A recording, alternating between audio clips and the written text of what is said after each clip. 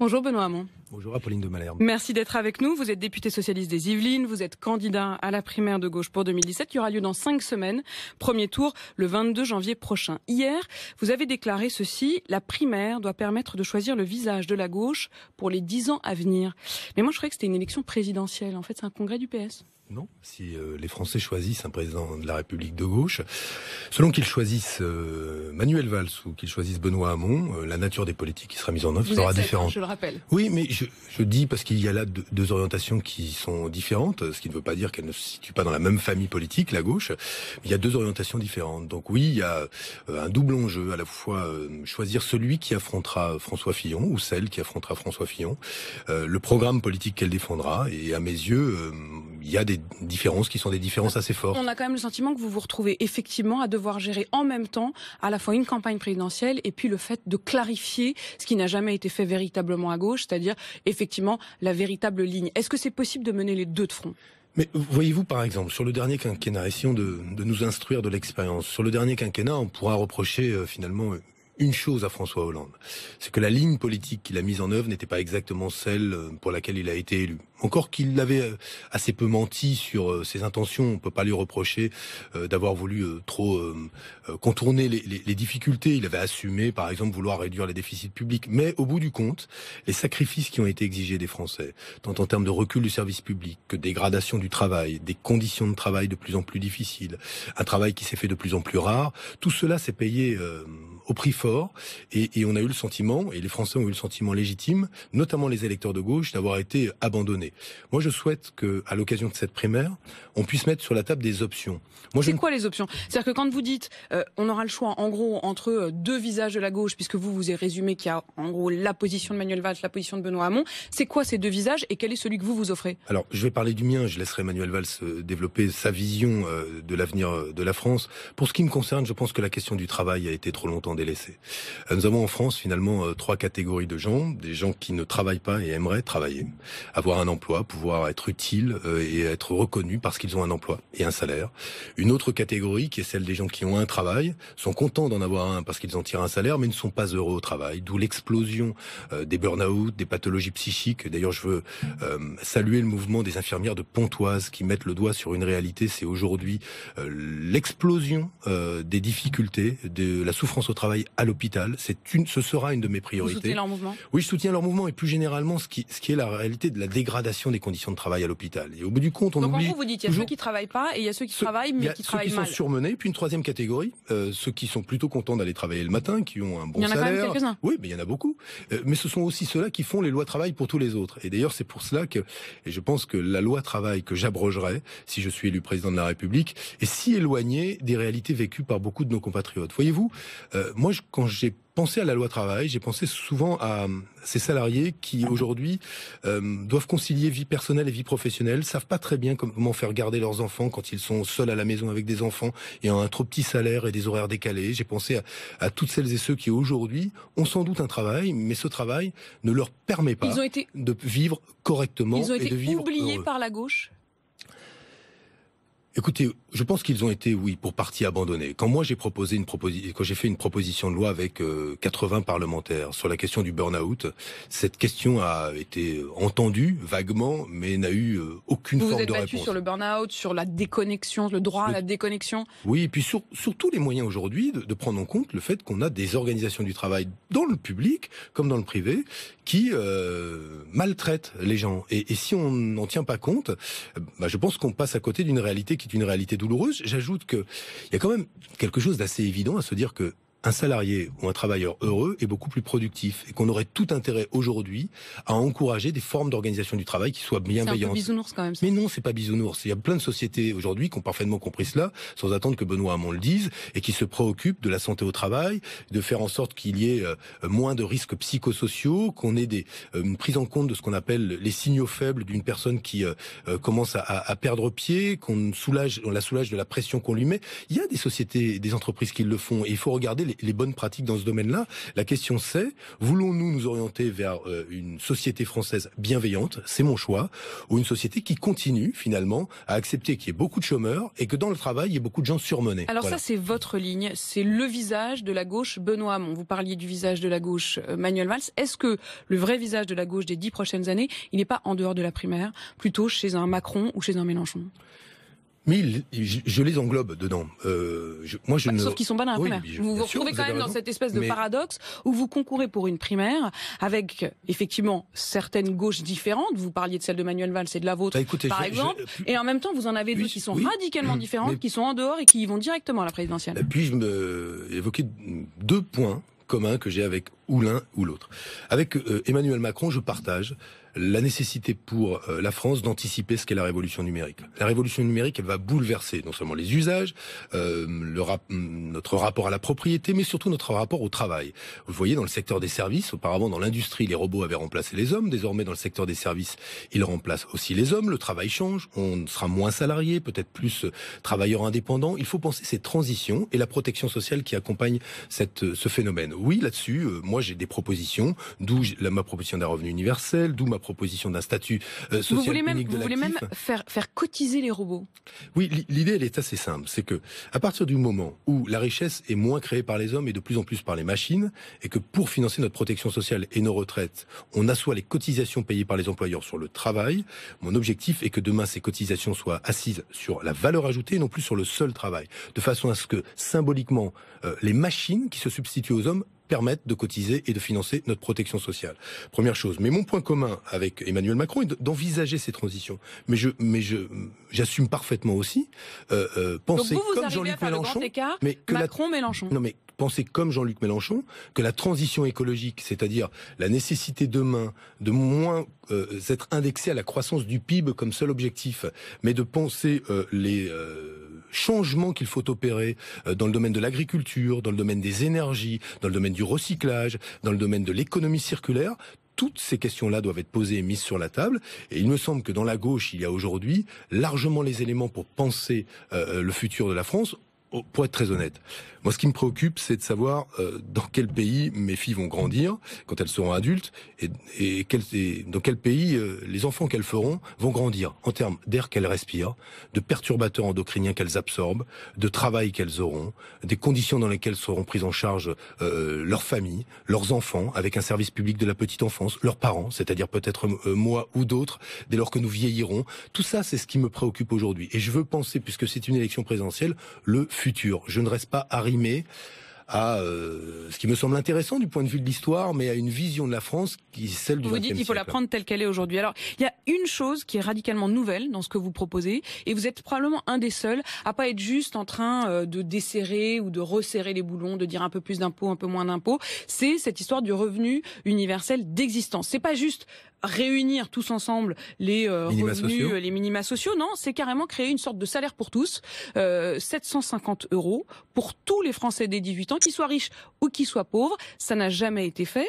Est-ce que vous êtes sûr que ça peut marcher? Parce que c'est quand même un énorme risque. Alors, vous voulez mettre 450 milliards sur la table. Hein, donc faut quand même pas du jour au lendemain. Totalement... Pas du jour au lendemain. Et une réforme comme celle-là, qui est l'équivalent de une nouvelle sécurité sociale, comme en 45 nous l'avions fait. Mais ce que je veux dire, c'est est-ce que vous y allez au doigt mouillé en vous disant espérons que ça marche, on va tenter un truc, ou est-ce que franchement vous savez où ça nous conduit? Exact. Je vais vous dire où ça nous conduit. Je vais vous dire ce que sera le premier étage de la fusée. S'il faut penser étape par étape. D'abord, oui, c'est une nouvelle protection sociale. C'est l'équivalent de la création de la sécurité sociale en 1945. Mais le monde a aussi beaucoup changé. Comme en 45, il était totalement nouveau. Il fallait penser des nouveaux instruments de protection des salariés. Ils l'ont fait. Et ils l'ont fait sans se préoccuper à ce moment-là de savoir si c'était possible ou pas. Ils se sont fixés un objectif de se dire il faut protéger les Français contre la maladie. Il faut leur assurer une retraite. La sécurité sociale a été créée. Donc c'est la même révolution pour vous? C'est une révolution de la même nature. Comment la faire? Moi, je propose que le premier étage, ce soit, pour commencer, de rendre automatique la distribution des minima sociaux. Savez-vous aujourd'hui que ceux qui ont le droit au RSA sont obligés de le demander et ainsi... Et souvent ne le demandent pas. Voilà, un tiers d'entre eux qui ont le droit ne l'ont pas. Moi, je propose de rendre automatique le versement du RSA à toute personne qui est éligible. Comme les allocations familiales ou ce genre de choses, que ce soit automatique. De le revaloriser de 10%, ce qui, dans une première étape, portera le RSA de 535 € aux alentours de 600 €. Non, mais là, attendez, vous me faites tout tout le cheminement. Mais on est bien d'accord qu'au final, ce que je viens de décrire, c'est-à-dire une sorte de salaire pour tous de 750 euros dès 18 ans, c'est à ça que vous arrivez. Mais évidemment, c'est ça auquel on arrive, mais on n'y arrivera pas la première année ni la deuxième année. J'espère y arriver. Au sein du quinquennat. Oui, pendant le quinquennat. Mais la première étape, ce sera, et elle sera extrêmement importante, donc l'automatisation du RSA, mais surtout le fait de distribuer pour la première fois ce revenu universel à tous les 18-25 ans, qu'ils soient apprentis, salariés, étudiants, au chômage. Ils bénéficieront donc de ce revenu universel, 600 euros à partir de 18 ans. Ça veut dire que vous vous dites, comme je ne suis pas complètement sûr de mon coup, j'y vais progressivement, je vais tester sur des parties de la population. Je pense que sur une mesure comme celle-là, j'assume parfaitement qu'il faille des temps. Le premier temps, ce sera de permettre à tous les jeunes de rentrer dans la vie active, de rentrer dans la vie sociale avec un revenu qui leur assure une protection et une autonomie par rapport à leur famille ou dans les choix qu'ils feront. Ce sera un vrai progrès pour la jeunesse de ce pays, mais surtout ça nous permettra d'observer l'impact de ces mesures aujourd'hui sur le financement de notre protection sociale, sur les salaires dans les secteurs dans lesquels ces jeunes travailleront. Bref, on aura les moyens de concevoir de quelle façon généraliser dans de bonnes conditions le revenu universel. La première mesure, coût 19 milliards, elle concernera les 18-25 ans. La dernière, c'est 450 milliards. Au final, quand vous l'appliquez à tout le monde, vous imaginez que ça vous coûtera à peu près 450 milliards. Dites-moi, la sécurité sociale, elle coûtait combien en 45 ? C'était sur le plan, c'était un nouveau régime assurantiel. Elle coûtait combien par rapport au PIB ? Combien était le PIB de la France à l'époque ? Il devait être autour de 250 milliards d'euros d'équivalent. On a fait la sécurité sociale à l'époque. On n'avait plus d'outils industriels. La main-d'œuvre revenait du STO ou des camps de prisonniers en Allemagne. Et on fait la sécurité sociale. Donc vous dites qu'il y a un moment, il faut prendre le risque. Mais c'est pas prendre le risque. Nous avons parfaitement les moyens aujourd'hui de faire le revenu universel. Ce que je souhaite, moi, c'est le faire dans des conditions qui permettent de réussir cet objectif-là, qui nous permettent demain à tous d'être beaucoup plus autonomes par rapport au travail, de choisir de travailler moins si nous le souhaitons pour accueillir un enfant, parce que un de nos enfants adolescents a besoin de plus de temps et qu'il faudrait qu'un des parents travaille un peu moins, parce que nous avons des parents dépendants que nous voudrions accompagner plutôt que de laisser vieillir dans un EHPAD dans des conditions parfois difficiles, mais avec un vrai accompagnement à domicile. C'est cette société-là que je veux construire. Je pense que il est légitime aujourd'hui, au regard de la richesse créée, de penser à l'environnement qui doit être celui des 10, 20, 30, 40 prochaines années et dans lequel nos enfants vont grandir et nous, vous et moi, allons vieillir. Un mot sur l'autre préoccupation des Français, la sécurité. Parce qu'aujourd'hui, la première préoccupation des Français, c'est le chômage et l'économie, on vient d'en parler. La deuxième, c'est la sécurité. Parlez sécurité dans votre programme. J'ai regardé précisément sur votre site internet. Les chapitres dans la sécurité, c'est 1, légalisation du cannabis et prévention, limitation, c'est tel quel. Hein. J'ai pris la page, alors si ça vous fait rire, c'est votre programme quand même. Hein. Non, si ça me fait sourire, c'est que vous rentriez par ça. Oui, bah, allez-y. Bah, c'est pas moi, vous regarderez sur votre site internet, c'est le numéro 1. Sécurité, numéro 1, chapitre, légalisation du cannabis. 2, limitation du recours aux procédures d'urgence. 3, mise en place d'une police de proximité. 4, obligation de récépissé pour tout contrôle de police. 5, plus d'expertise sur les nouvelles formes de délinquance. 6, plus de moyens contre les menaces numériques. Et enfin 7, une communauté du renseignement renforcée. Le terrorisme n'est pas mentionné. Et le renseignement, c'est un peu snap. Bien sûr, on le sent en toile de fond, mais il n'y a pas le terrorisme en tant que tel. Est-ce que ça veut dire que vous estimez aujourd'hui, Benoît Hamon, qu'il n'y a pas besoin d'en faire plus, que c'est déjà suffisant ? Je pense qu'on fait déjà beaucoup. Et que s'il fallait faire plus, moi j'y serais ouvert. Mais la question c'est, aujourd'hui, comment essaye-t-on d'être le plus efficace possible pour lutter contre le terrorisme ? Je le dis en plus au moment où on rentre dans une semaine de Noël, dont on sait qu'elle peut attirer les pires intentions, donc où il faut rester extrêmement vigilant par rapport à la permanence d'une grande menace. Mais les outils tels qu'on les a, aujourd'hui, il n'y a pas besoin de plus ? Il me semble qu'aujourd'hui, on a mis des moyens en route, qu'il faudrait sur un point renforcer le renseignement, c'est pour ça que je parlais de la communauté du renseignement, c'est le renseignement humain. Le choix qui avait été fait par Nicolas Sarkozy était de tout miser sur le renseignement technologique. Le choix qui a été fait par les gouvernements sous l'autorité du président de la République a été de faire en sorte de renforcer les moyens centraux du renseignement, et je crois que nous avons bien fait de le faire. Mais il me semble que sur le terrain, pour détecter ces fameux signaux faibles qui anticipent la radicalisation d'un jeune, le projet qui pourrait être celui d'une petite cellule composée finalement de jeunes qui s'auto-radicalisent et décident de commettre des attentats, nous avons besoin d'un renseignement humain plus présent. Et c'est la raison pour laquelle vous verrez que le point commun à mes réponses en matière de sécurité, ce sont les hommes. Je pense que nous n'assurerons pas correctement la sécurité des Français uniquement avec de la technologie, des caméras et toutes sortes de technologies qui nous permettent de capter du renseignement. Tout ça est utile, mais encore faut-il des hommes pour exploiter ce renseignement et surtout pour détecter ce que seul un homme est capable de faire par de l'infiltration, par mais du dans votre réseau, programme, des on sent renseignements. bien que c'est assez restrictif. Je veux terminer. Non, c'est pas restrictif. Notamment pour les policiers. Pour les policiers, ce que vous dites pour l'instant, c'est plutôt restrictif. Je voudrais vous interroger sur ce qui se passe mercredi. Dites-moi encore un mot là-dessus. D'où la police de proximité. Parce que cette police de proximité qui a été supprimée, on en paye le prix aujourd'hui. Dans des territoires où on ne voit la police que quand elle intervient et quand elle est contrainte d'intervenir dans des conditions qui sont des conditions d'interpellation d'un tel ou d'un tel.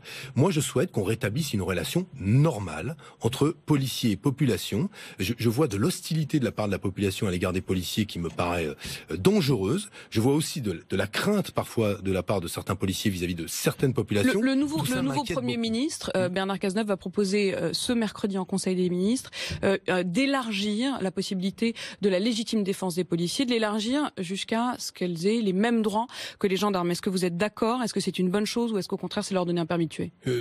Non, c'est pas donner un permis de tuer. Je pense aujourd'hui, et est-ce que c'est nécessaire? Non, mais je m'alignerai sur les avocats des policiers qui doutent que cette mesure-là n'augmente pas le contentieux. C'est-à-dire qu'en clair, les conditions d'engagement du feu soient soumises à de telles interprétations qu'on ait beaucoup de contentieux et beaucoup de risques pour les policiers eux-mêmes. L'avantage des mesures telles qu'elles sont aujourd'hui, ce sont que dans les faits, parce qu'elles sont restrictives, c'est qu'elles évitent au bout du compte aux policiers de se retrouver dans une situation où ils tirent en dehors de la loi. Il me semble que non, en l'état. Mais je veux dire une chose, ce qui moi me préoccupe, c'est quand les policiers me disent, dans les faits, on s'entraîne assez peu, on tire assez peu de balles, là où d'autres, notamment dans la gendarmerie, ont peut-être des meilleurs entraînements au tir, et dans les faits, nous sommes assez mal préparés à ce genre de situation. Et ce que je crois, qui est très important, parce que j'évoquais la souffrance au travail, moi j'ai été très frappé du nombre de cas de policiers qui ont témoigné auprès de moi aujourd'hui de la dureté de ce métier. C'est un métier qui est vraiment dur, et qui pousse des hommes et des femmes à s'effondrer et à craquer. Je pense que sur les moyens qui sont mis dans les commissariats, mais évidemment, mais c'est pas juste les soutenir, mais les moyens humains, les moyens en matériel et en équipement sur le terrain sont importants. La formation des policiers est importante, et autant vous dire que moi des fois j'ai l'impression que cette formation les amène à ne pas être tout à fait conscients des situations parfois très dures et très violentes qu'ils vont rencontrer. Donc formation, je mettrai plus de moyens. Équipement personnel, ça reste une priorité à mes yeux, parce que moi je souhaite que les gardiens de la paix fassent en sorte que la paix soit partout, y compris dans les territoires où aujourd'hui c'est peut-être plus dur qu'ailleurs. J'ai pas bien compris votre position sur les cafés non mixtes. Vous avez été interrogé là-dessus hier à propos d'un reportage sur France Télévisions qui se passait à Sevran, qui montrait le constat de cafés fermés aux femmes. Qu'est-ce que vous en pensez au juste? Vous avez dit, au fond, il y a une responsabilité de l'État, et vous avez même parlé d'une responsabilité de la République. C'est la République qui est coupable de cette situation? Absolument pas la République qui est coupable du fait qu'il y ait des discriminations et qu'il y ait des espaces qui soient confisqués aux femmes. Moi, je suis le seul candidat à faire la proposition de la création d'un corps de l'administration de contrôle qui s'appelle une police des discriminations. Discrimination sexiste, discrimination homophobe, discrimination à la couleur ou discrimination à la religion. Mais concrètement, il ferait quoi, là, vos policiers? La police des discriminations... Ils iraient dans ces cafés? Elle ferait évidemment des tests, qui sont des tests pour constater là où la loi est respectée ou là où ouvertement, on rejette des personnes à raison de leur sexe, à raison de leur couleur ou à raison de leur orientation sexuelle. Mais vous avez quand même bien dit, vous avez parlé de la responsabilité de la République quand vous interrogez sur ces cafés. Attendez, ce que je veux simplement dire, c'est que une fois qu'on a posé cela, est-ce que le sexisme, le machisme est né juste de l'existence de ces cafés en banlieue? Il existait en France depuis des années et des années, des décennies et des décennies. Et moi, je fais de la lutte contre ces discriminations-là une priorité. C'est la raison pour laquelle je vous dis, je suis le seul à faire des propositions dans ce domaine et à faire des propositions extrêmement concrètes. Et ce qui m'apparaît évident, c'est qu'il faut surtout pas dire aujourd'hui que le sexisme serait réservé à un seul type de café, le machisme à un seul type de population, en l'occurrence les musulmans. Ce qui ne veut pas dire, pour autant, qu'aujourd'hui, moi, je pense qu'il faille baisser la garde en matière de lutte contre le fondamentalisme religieux, quand ce fondamentalisme religieux conduit, dans les faits, à confisquer l'espace public aux femmes. Donc il y a une forme de responsabilité aussi du fondamentalisme religieux, pas seulement la République. C'est pas une forme, elle est évidente. Moi, je l'ai dit même hier. Je l'ai dit pour connaître ces questions-là parfaitement. C'est aujourd'hui, oui, il est clair que la pression se fait à raison d'un certain nombre de religieux qui veulent que les femmes disparaissent de l'espace public. Un dernier mot, Benoît Hamon. Claude Barthelone, à l'instant, apporte son soutien à la candidature de Manuel Valls. Il dit: nous avons besoin, dans ce monde de brutes, d'une candidature comme celle de Manuel Valls. Je ne sais pas. Vous auriez pas aimé être soutenu par Claude Barthelone? De cette manière-là, non. Parce que vous dites que là, c'est pas un vrai soutien, c'est un soutien. Non, c'est pas ça.